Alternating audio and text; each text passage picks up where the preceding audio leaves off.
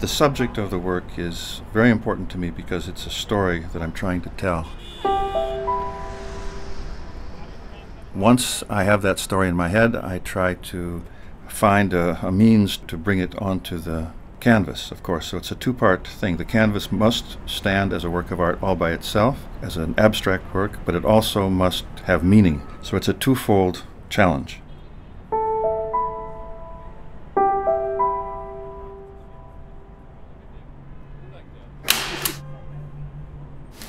Often these subjects had to do with old headlines, whether they were sports or media stars, political scandals, almost anything. I am very interested in how things that at that time seemed so important, and yet today they're just sort of Wikipedia news. They're forgotten, the headlines are gone. They're not even world history anymore. They're just faits divers, like they say. One of the paintings you'll see is about the Profumo scandal, which was 1960, 61 or something. It rocked a nation. The people, the articles, it brought down the government, I believe, of England at that time. And then with years later, we've discovered that it all sort of is reabsorbed into our minds, and it's no longer news, it's no longer a scandal, it's history.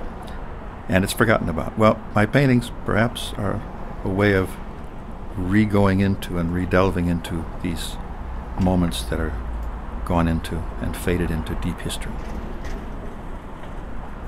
This is what I'm painting. I'm painting deep history. I'm not trying to illustrate it, but I am subjectively trying to give it graphics, to graphicize it, if that's a word. Okay. To do that, I've used the tools of the time. I'm sort of nodding to the silkscreen aesthetic of the pop days, the references to Polaroid, early Polaroids that you had to pull out and scrape and that were all greasy and muddy, and those early television screens that were very round and also fuzzy and very out of focus.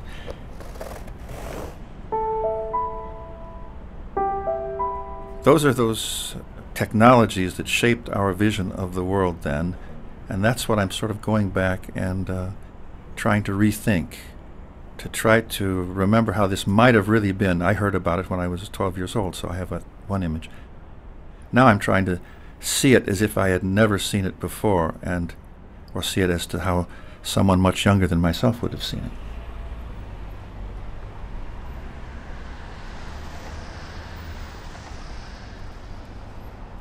It's not necessary that everyone understands what those references mean, and of course there's a danger with all this, because this is what happens. People think it's a quiz show or a forensic type of experiment where they try to discover what the true hidden nature of this painting is. That's not necessary.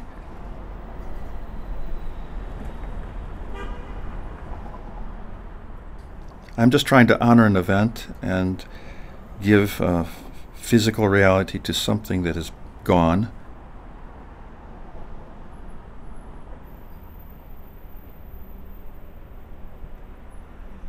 It's not an intellectual attempt to be clever.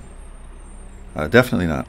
It's an attempt to try to make a coherent statement of meaning.